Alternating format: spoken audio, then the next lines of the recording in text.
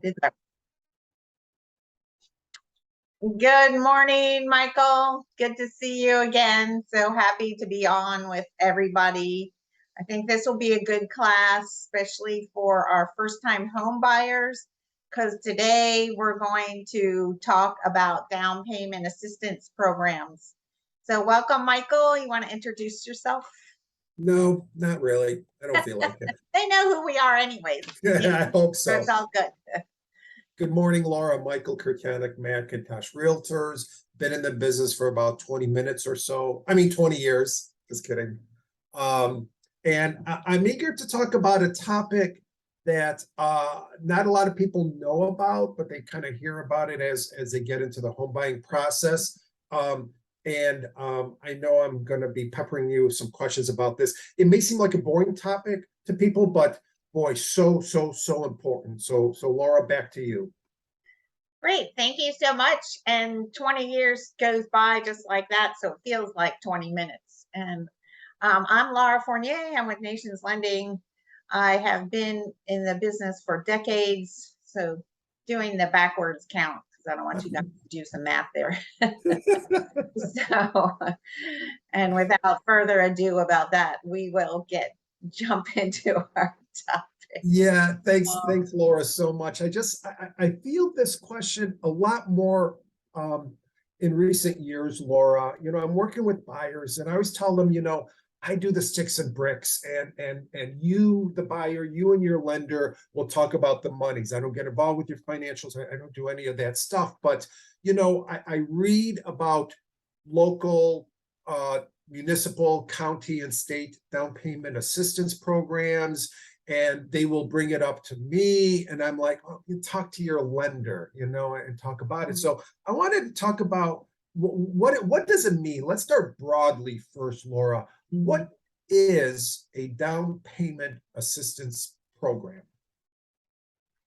Well, that is a good broad question. A down payment assistance program is a program that sponsors the funds that the buyer can use for their down payment. And it's actually not just limited to down payment. Some of the programs give you down payment coverage and some monies towards your closing costs.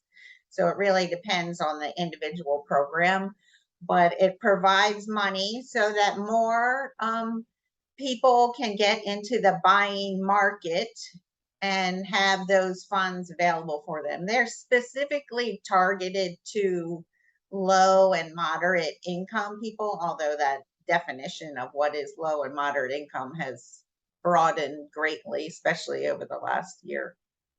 Yeah, so I wanna break apart the next question. Where does the down payment assistance program come from? And then my follow-up is, who does it go to? What are the criteria? So the first part, Laura, is where does this money come from? Well, there are programs that are sponsored by the state for particular, like state of Maryland has the Maryland mortgage program. So those funds come from basically the state of Maryland Treasury, and they set up the program. It's a government-backed program. They have employees and people that do all the work on the different loan, but it comes from them. And they provide to qualified eligible buyers the funds for down payment assistance. And their program does, in some of their programs, offers some closing cost assistance as well. Then you do have occasionally a county program or a program through the counties, and also in conjunction with the state of Maryland, like specific programs for the different counties, like Montgomery County or Prince George's County, so on. Those pop up every now and again. Those typically are not available all the time. They just kind of pop up when the funds run out, then they're not available any longer. There are some private nonprofit companies that can offer some down payment assistance. Those programs are like a little more hidden harder to find, harder to qualify for. A lot of lenders don't know about them, just because they're very small and localized. I hear more about those, in particular for like the city of Baltimore, but that would just be the city area and not the Baltimore County area. So, and like I said, the majority of lenders would not be involved with those very specific local programs. Yeah, so you said, you mentioned it comes from the state treasury. So is it fair to say that it's like a pot of money? And is there like the same amount each year? And a follow-up to that is when is it available? January 1, July 1? What can you tell us about that? Well, the state of Maryland, and I know Virginia has a similar one, and DC has similar. They are funded through the budget process all year. They used to have just a chunk of money, and then they would kind of fizzle out until the money was reloaded. But I can't even remember, but many long time years, they've just been funded throughout the entire year. And the funding comes from the state treasury, but also those programs are making money because of the way they're priced. So they are now kind of self-funded. Okay, well, So that they're makes sense. available all year. The one that isn't available all year is like when they have a specific one, like targeting for Prince George's County. Sometimes it's just available to that allotment of funds runs out, and it's usually very quickly, couple weeks.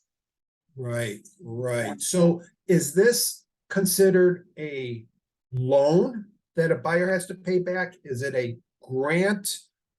Do these buyers have to pay back any or all of the down payment assistance that they might get? Right now, all of the products available under the Maryland Mortgage Program umbrella are loans. Up until, I would say it was early spring, late winter, early spring, they had some grant programs. They were available last year. They had been available for a couple years, but they were taken away, and now they're all loans. So if it's a loan, it's repayable. But it's a little bit different. You don't have a payment on it every month along with your regular principal, interest, taxes, and insurance. You don't have a payment on that down payment assistance part.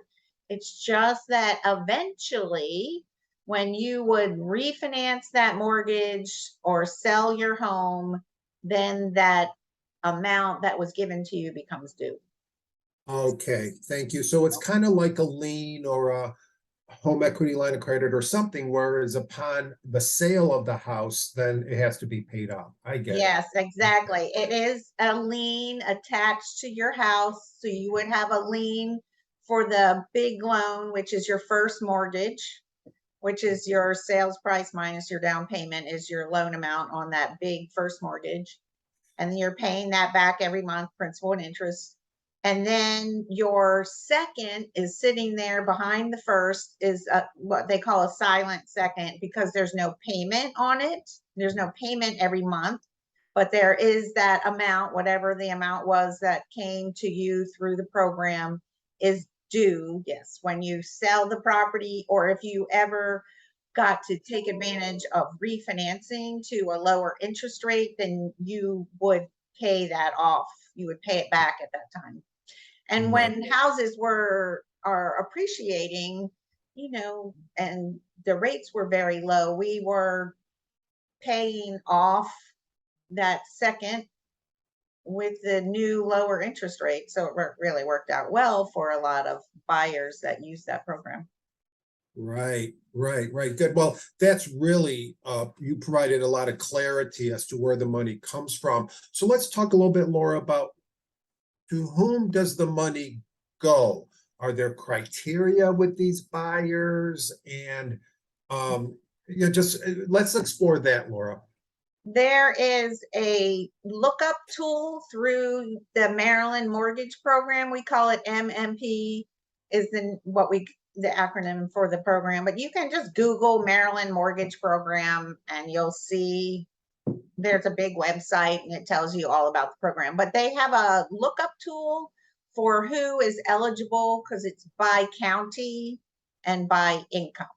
So you have to fit into the income requirement within that county. So within Montgomery County, you have to be, you can be up to a certain income. Actually, I'll look it up real fast. It's actually, the income is quite high. I think it's close to 140,000 or so. Oh, wow.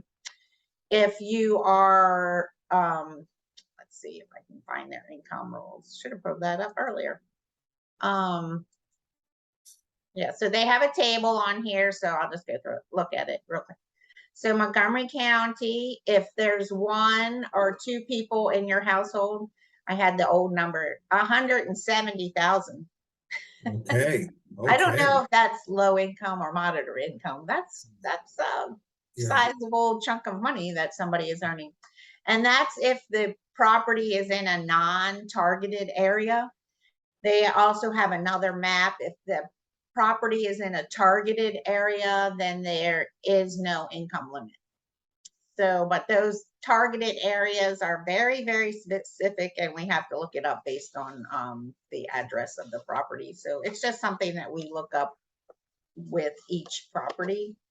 So in Prince George's County, the limits are the same. Queen Anne's County is 117. So just giving a couple examples. Washington County is 117,500. So it's by county. So if you're up to that income, then you could be eligible for the program.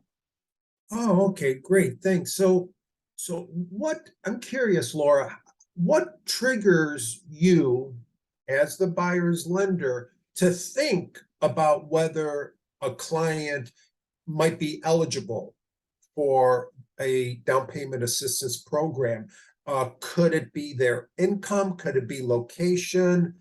Something else? All of the above? Like, how do you remember that, oh, maybe this buyer might be eligible? Well, I think when you have a buyer, they've filled out the loan application, you have all their financial information. One trigger might be, do they have enough savings for all of the expenses that come with the loan? Right. So that if they don't have enough down payment saved up, or they don't have enough closing costs saved up, you absolutely would look this up and offer it as an option for their consideration.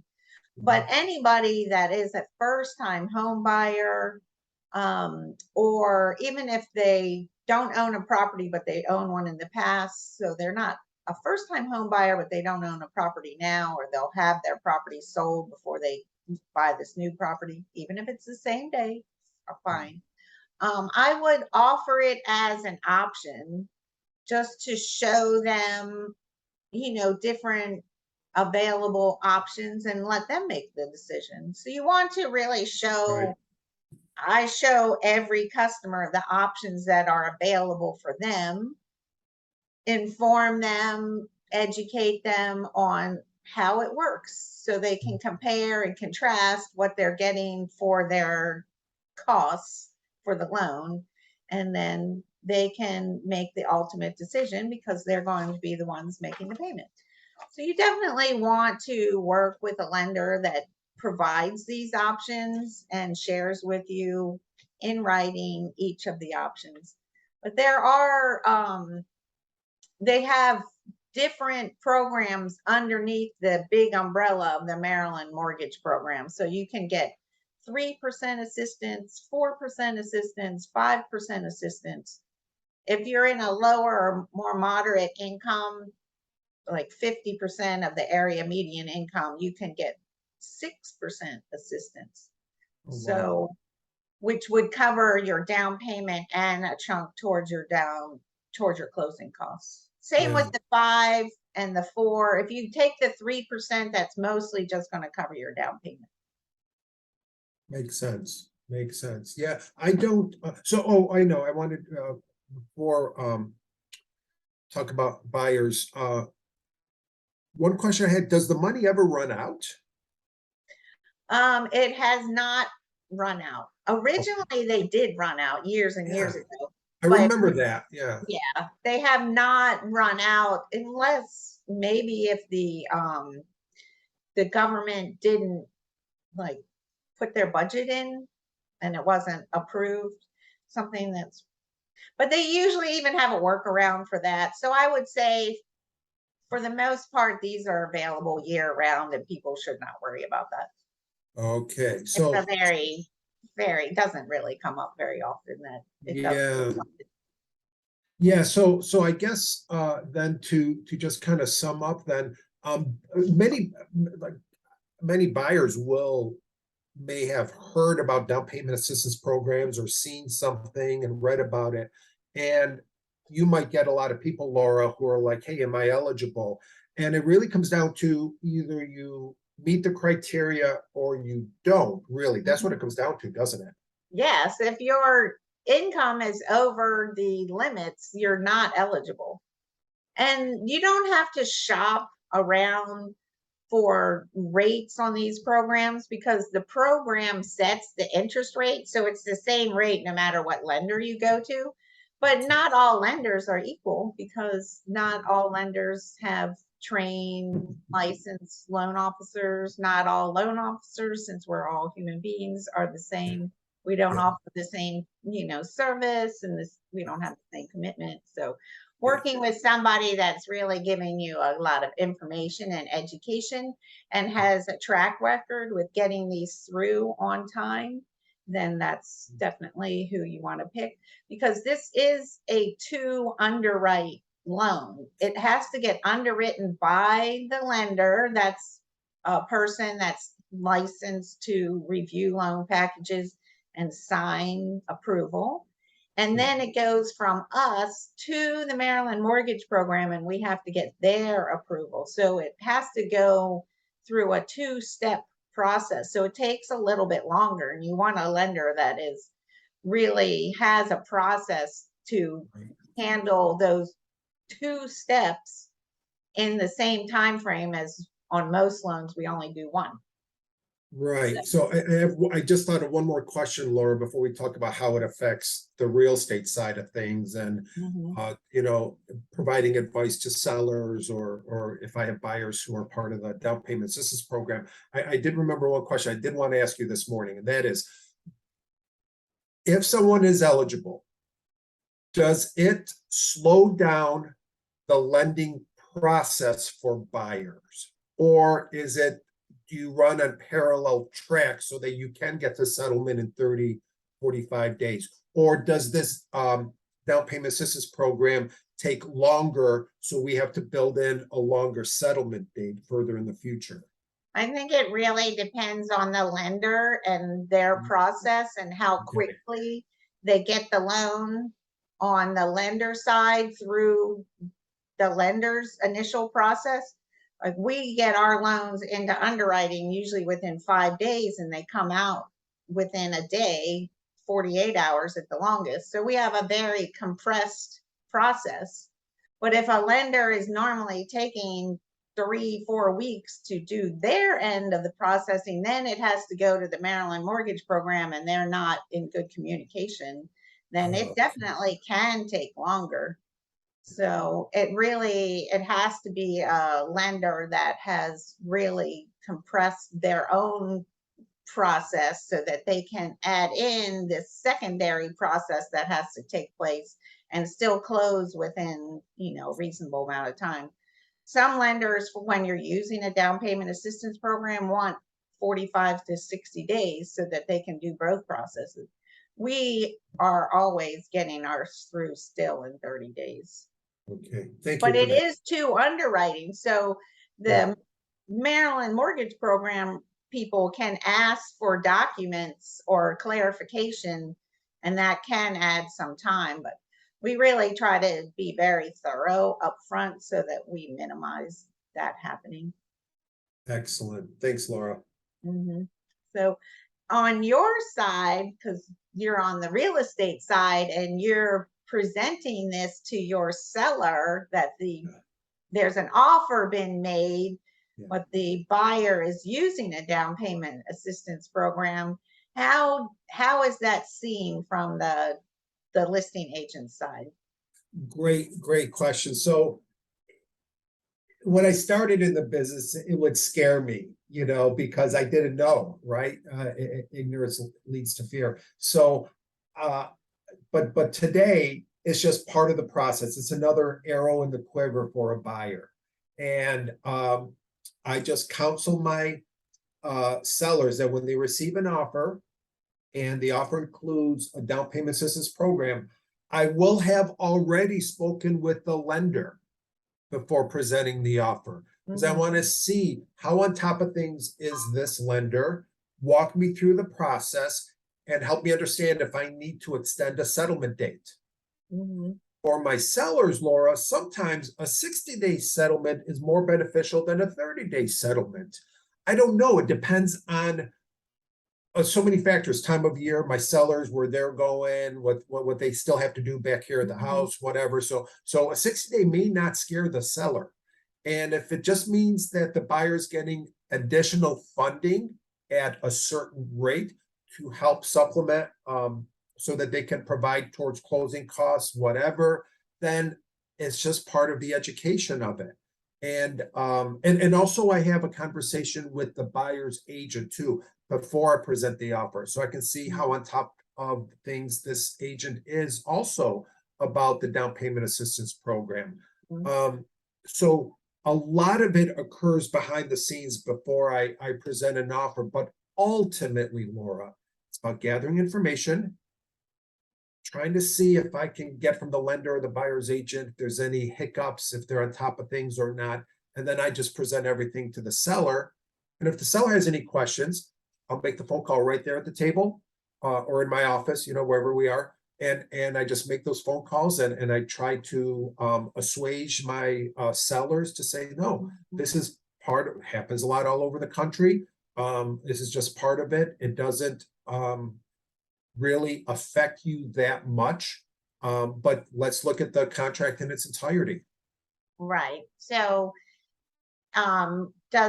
is there any, are the buyers at a disadvantage, do you feel like, from the seller and listing agent side when they are using a down payment, when it's, I mean, we just went through a period of very heavy competition, and maybe it's a little less so now, but is there any, do you feel like there's any disadvantage, or it's pretty comparable based on the?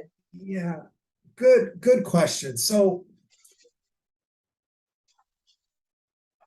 truth be told, now that I know so much about the down payment assistance programs and have dealt with on the buying and the selling side through the years, the only disadvantage is, again, when there's multiple offers, the fewer strings attached, the better. And I'm going to wave away any cash offers in this part of the conversation. Just say we received 3 offers. I'm representing a seller. We got 3 offers. One has an FHA, one has a VA, and one has a loan that includes a down payment assistance program.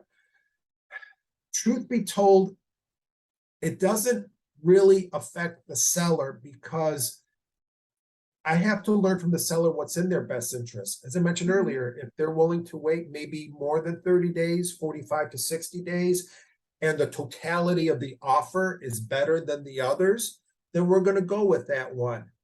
But believe you me, Laura, I will stay on top of the lender. I stay on top of the agency. Okay, how are we doing with the down payment assistance program? Where are we at? Are we going to have any delays? Because we're going to have one of the other offers, Laura, as a backup anyway.